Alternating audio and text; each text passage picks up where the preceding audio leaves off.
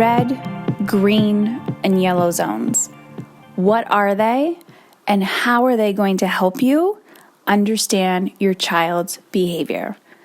Okay, guys, welcome back to the podcast. You know who I am. I'm Heather Chauvin.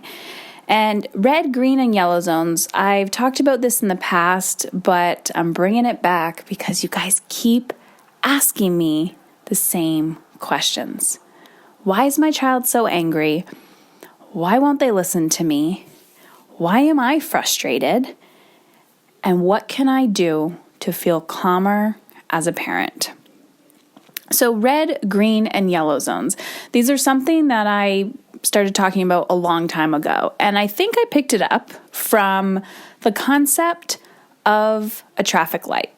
We all know, the universal signs for traffic light. Green is go. Yellow, proceed with caution. And red, stop, don't move. So what does this have to do with behavior? I remember one time I was doing this talk at a school and the red, green, and yellow zones came up. And I said, the red zone is when your child is tantruming.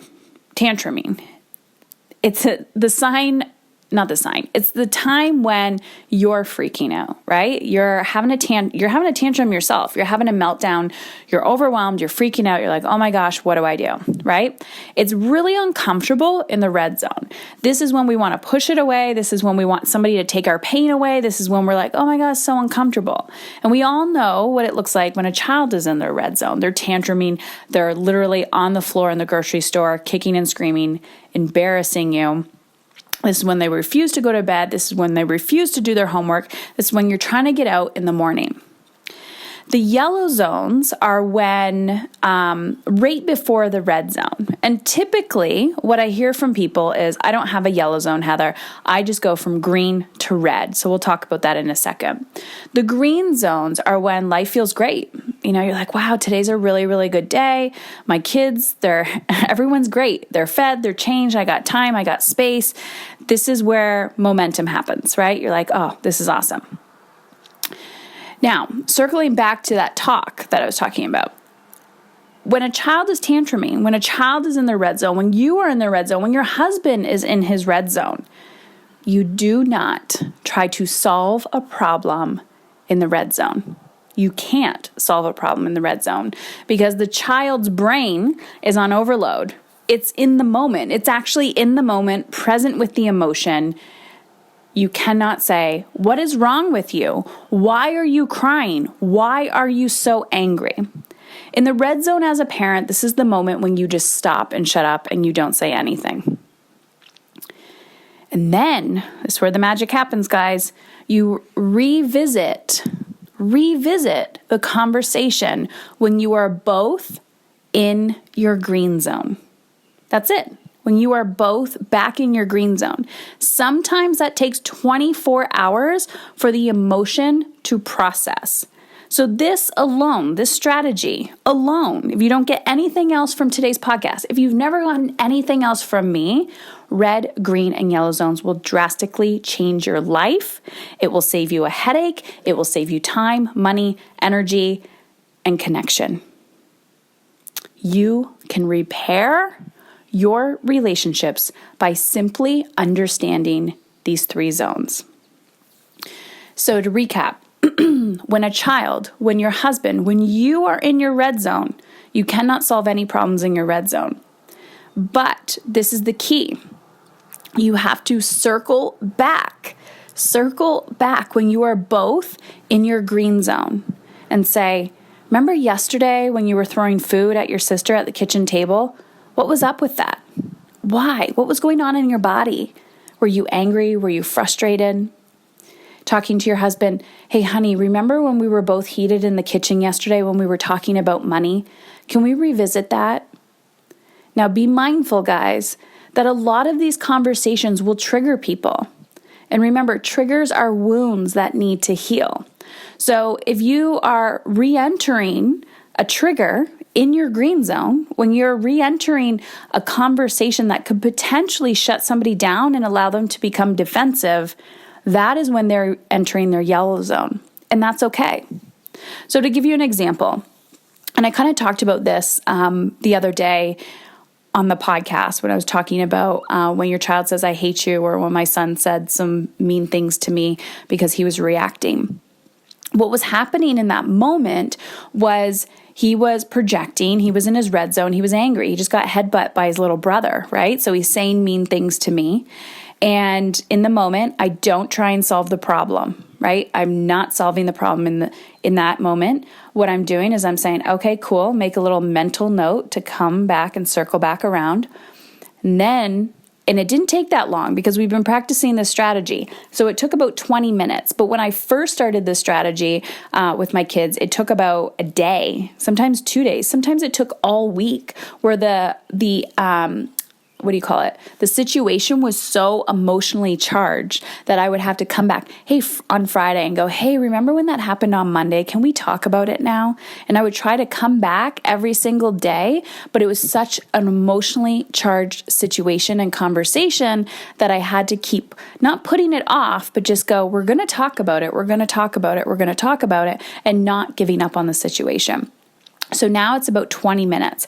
So because I'm consistent, because I'm proactive, consistency is key here. Of course, I'm not perfect, so far from it. So sometimes I blow up. Sometimes I'm like, shit, I totally fell off the wagon there with that strategy, but we got to get back on track. So what happened was my son came back to me when he was in his green zone, and he apologized and said, Mom, I'm really sorry for what happened. I'm really sorry for the way that I treated you. And then in that moment, that's when I had the conversation with him and said, honey, I love you to pieces.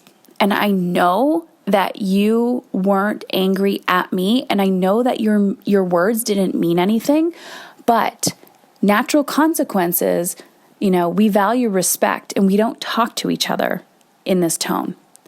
So what do you think your consequence should be for the words that you projected onto me, the words that you said to me, right? Because it's one thing, our kids kind of know, it's one thing to go, fuck. It's another thing to say, fuck you, right? Guys, remember this podcast is explicit, but it's one thing to swear. It's another thing to project those words onto someone else. So my kids know that projecting those words onto someone else is a non-negotiable, is not acceptable in our house. So, then we discuss the natural consequence. And, my son being old enough to communicate, he's taking ownership. This is where he's taking emotional responsibility and ownership for his actions, his words. Right? And so this is a lifelong skill, because as you can see, and I'm sure everybody listening to this knows at least one person in their life who does not take emotional responsibility. They don't take ownership for their words. So even if they're in their red zone and they have a reason to be in their red zone because somebody triggered them and they did something awful to them, you take ownership for your words. You take ownership for how you treat other people, even if they treat you like a bag of shit. You take ownership for it. And that's what I'm trying to teach my children. So I allow them to make the mistakes. They don't have to be perfect, because I'm not perfect. I mess up all the time, and you guys hear me mess up all the time. So what I am not focused on, I'm not focused on perfection and saying, you don't talk to me like that. How dare you? Blah, blah, blah. You're grounded for a week. I'm taking away your electronics. I'm taking away everything. You're not going to see the light of day. We're going to, put boards on your windows, and you need to stay in this room. How's that life enhancing? How is that, how is that improving my relationship with my child? It's not. It's actually allowing me to push my child more away from me. And that is not in alignment with how I want to feel. So as Danielle Laporte says, and I talk about a lot, one of my core desired feelings is to feel connected to my children. Then using the red, green, and yellow zones is a way to create and cultivate connection with my children and understanding their behavior on a deeper level. So my child is not only taking ownership for their behavior, for their words, for their actions, for their projections and their energy, but they also realize that there's natural consequence, and they're taking ownership for that natural consequence. So silly things like, we have 2 dogs. My son hates picking up dog poop. And so he's like, okay, fine, I'm going to take a pick up dog shit. Like that's not part of his chore. So it's one of those things that, luckily I get to cash in on no dog shit pickup when my son does things like that. But that's his, he's like, oh crap, now I got to pick up crap. And that's okay, right? It's like you speed, right? I like to use the analogy of the red, green, and yellow light. So you speed through a red light. And you're in a 50 zone and you're doing 100. You get pulled over by a cop. Regardless if you take ownership or not, because the cop's not an idiot and they're going to be like, hey, I know you were doing 100. Look, it says it right here on my little speed meter. Here's your ticket. That's like the natural consequence of you not, maintaining, controlling your red zone. So then the next question everyone asks me is, my child is in the red zone all the time. All the time. Like, Heather, I just don't know what to do. Here's my answer. And I'm going to be honest with you, and you might like this response or you might not like that response, but this is why we're here, right? No BS. We are hustling way too hard in life. Like way, way, way too hard. The reason why people are unconscious of their yellow zone is because they're not living they're not living a mindful life. The awareness isn't there. They're like literally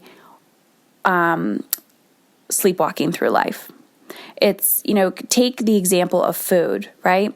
If you eat consistent meals, not even breakfast, lunch, and dinner, but maybe you're starting to eat smaller meals every few hours so that you're never hungry. Not only is this good for your body because it's maintaining your metabolism, but what's happening is you are consistent. Okay? You're consistent. But what happens with people is they'll eat a big breakfast and then they'll just go. And they're not paying attention to the signs and the symptoms of what their body is giving them, like, hey, I'm starting to get hungry. They push down their natural instincts and they avoid it. And then all of a sudden they're in their red zone and they're starving. And then you pull over at McDonald's and you hoover down a Big Mac and then you want to vomit and you feel like a bag of shit. You go, where was my yellow zone? Your yellow zone is always there, guys, but we're not paying attention. So this happens in parenting with their behaviors. This happens in your relationships. This happens with money. This happens with time. This happens with energy. How you do one thing is how you're going to do everything. It's like the feast or famine cycle with money, right? Like, oh, I did a budget 6 months ago. Well, guess what? You have to have weekly money dates with your partner. And if your partner doesn't want to be involved in the money dates, you take financial responsibility and you do money dates with yourself. When you have that consistency, when you're living in your green zone, you create momentum rather than avoiding it, not paying attention to the signs or the symptoms, and you're entering your yellow zone, which, maybe the bank account is getting low, maybe the credit card is getting high, and then all of a sudden you go to buy groceries and you get a declined credit card and you're all of a sudden in your red zone freaking out about money. The truth is you're not doing the maintenance work. You're not paying to the yellow signs, right? When you have a little bit of an ache or a pain, when you have a little bit of a discomfort, right? You're like, wow, I've used the credit card 10 times today. Maybe, just maybe, the balance is getting really, really high. I don't have an endless amount of space. How does that pertain to a child's behavior? You know what your child's yellow zone is. You just might not be paying attention. So I know for my son, one of 3 sons, when he gets hungry, he gets very loud, very ornery, very screechy, and I immediately go into my red zone and I want to punch him in the face, but I don't because that's illegal. And so sometimes I'll put earplugs in and I'm starting to use my coping strategies. But when I started implementing the red, green, and yellow zones, what I started to notice was if I maintain my child's blood sugar levels, it could be something as here's a carrot, you're just maintaining some, food here or there consistently, and I get him before he's in his yellow zone, right? So I'm observing his behaviors, and your children intuitively, then he doesn't get to his red zone. So sometimes just giving your child more food can maintain their behavior as well. Another example with children is, when my oldest is, the 13-year-old is bugging the 8-year-old, I know as soon as the 13-year-old enters the room, if he's in his yellow zone or red zone, that he's going to bug the 8-year-old and there's going to be, World War III. So what I do is if I know that my child is agitated, I actually make sure that he is away from everybody else. So if he's going downstairs, I will literally say to him, hey, bud, you're in your yellow zone. I can tell you're a little agitated and annoyed. Please go to your room until you feel calm, cool, and collected. And yeah, sometimes there's feedback. Sometimes there's things like that. But that's me maintaining their energy. And it's something I do intuitively now. And this is just how I maintain energies and I'm paying attention and things like that, rather than feeling like I'm always putting out fires in my household. So now I want to talk about what the red, green, and yellow zone looks like in my own life. Now, everything I teach in the Mom is in Control Mastery, the things that I teach in my aligned workshop and the energetic workshop, which you can check out at heatherchauvin.com/workshops. And it's $100 off until May 13th for a Mother's Day special. So check those out if that's something you've been interested in. These are all teaching you how to live life in your green zone, how to live life in alignment with how you want to feel. And if you're not living in alignment with how you want to feel, what you're doing is you're constantly, you're in and out of your yellow and your red zone. And people think that's socially acceptable. It's actually socially acceptable to be in your red zone as a mother. The martyr syndrome, everyone's like, oh, I'm so tired. And, you get a badge of honor for in and out of those zones. And I just think it's ridiculous. I want you to be in your green zone. So the alignment workshop is all about teaching you how to live in your green zone, how to live in alignment with how you want to feel when things are really good, the tools, the habits, and the strategies that you need to maintain on a daily basis, not just when shit hits the fan. And the energetic time management workshop is going to teach you how to do that in alignment with how you want to feel. And I go deeper into the red, green, and yellow zones inside the Teach Your Kids to Meditate program as well. And like I said, guys, check it out, heatherchauvin.com/workshops.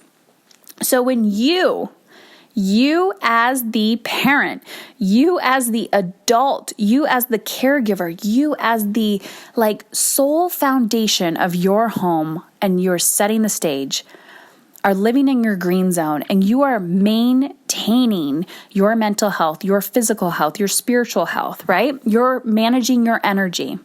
And yes, it may feel like a lot at first, but typically that's because you've neglected your needs for decades. So people think, oh, I'm just going to do this for a week and then my life is going to turn around. No, you have to really give yourself permission to feel good. Because the tendency is that suffering and struggling and lack and, all of the shitty feelings is normal, and that's actually not normal. That is not in alignment with your purpose. Our purpose as people and human beings is to experience joy and ease. No, it's not always there 100% of the time, but the more you're feeling that, the more present you can be with your children. So this is why I talk about feeling in alignment in your life is the greatest gift you will ever give to your children. Because when you are living in your green zone, what's happening is if you're met with a child that is in their red zone, right, having a tantrum in the most embarrassing place, okay? And your child could be in their red zone a lot, 10 times a day, depending on the child, depending on the situation, and how proactive you are. So the child is in their red zone, having a freaking meltdown in the middle, in the freaking milk aisle at the grocery store. And you were so embarrassed, okay? But you felt like you were in your green zone while you entered the store. You're like, okay, we're great. This is awesome. And then maybe you noticed the child was starting to act up a little bit. So you're like, ooh, I'm entering my yellow zone. I can feel that volcano rising within me. But I will tell you, even if you are emotionally exhausted by the time you leave the store, your cup was fuller. Your cup was fuller because you were being proactive and you had all of these reserves, right? These energy reserves. You were able to be more present in that moment and not lose your shit. Yes, you might have felt your heart rate go up, your embarrassment, you're blushing, all of those things. People are looking at you like, oh, ma'am, do you need help? Let me help you. And you just want to say, go away. You are able to handle the situation in a more calm, cool, and collected manner because you were proactive. So green zones, daily habits, daily maintenance. Figure out what you want in your life. If you have a huge energy leak, it's going to suck the life out of you. So I want to answer this last question for you. I know there's so much information that I've packed into one podcast, so you guys can listen to it over and over again. What do I do when my child is in their red zone? Heather, I feel like my child is chronically in their red zone. I kind of answered this earlier, but I'm going to answer it again. I want you to ask yourself, pen and paper, journal it out. What does it look like right before my child has that meltdown? And this could be like an infant. This could be a newborn baby. This could be a 20-year-old man, however old your child is, or adult, husband, whatever, friend, colleague, boss, paper man, I don't know, paper woman, whoever. What is their yellow zone? Just pay attention. Just close your eyes and go, okay, my child was freaking out in the milk aisle. What was happening before that? What was their yellow zone? What could I have done to shift that for them? Maybe it was feed them. Maybe it's not go grocery shopping at that time because that's nap time. Maybe we were go all day, and my child was sick and tired of being strapped into a car seat and then being strapped into a cart, and they just wanted to play. Maybe I needed to bring them to the park before we went to the grocery store and throw food at them. Who knows? I don't know your situation. And then be really radically honest with yourself. Are you living in your red zone? Are you living and parenting from your red zone? Or are you truly filling yourself up? Because when you're filling yourself up, then you can look at your child and give them the same tools and strategies to fill themselves up. Because your energy matters. They're picking up, they're mirroring, right? They're like, okay, mom's freaking out. I'm gonna vibe off of her energy. You are the leader in this relationship.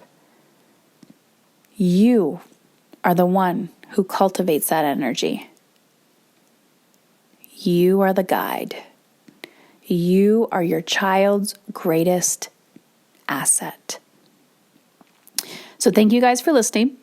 Hopefully this was of benefit. If it was, please share it with every mother you know who would benefit. Take a screenshot, say, OMG, you need to listen to this podcast. Mom is in control. Check it out on iTunes. Thank you guys so much for listening. And if you're kind of stuck and you don't know where to get started, invest in yourself. Time, money, energy. You are your greatest asset. And if it's not with me, that's okay. Literally give yourself 10-minute walk in silence, 5 minutes to meditate, 2 minutes to journal. Lock yourself in the bathroom. You do have time and you do have the ability to give yourself space, but you have to ask for help. And if you can't ask for help, you need to give yourself permission because this is not a sustainable way of being. So if you want to find out more information of how to live in your green zone more often, how to understand your children's behavior so that they can live in their green zone more often, then check out the workshops at heatherchauvin.com/workshops. I'll be giving, right now the price is $100 off of what it will be after May 13th. So thank you guys so much for listening. Talk soon.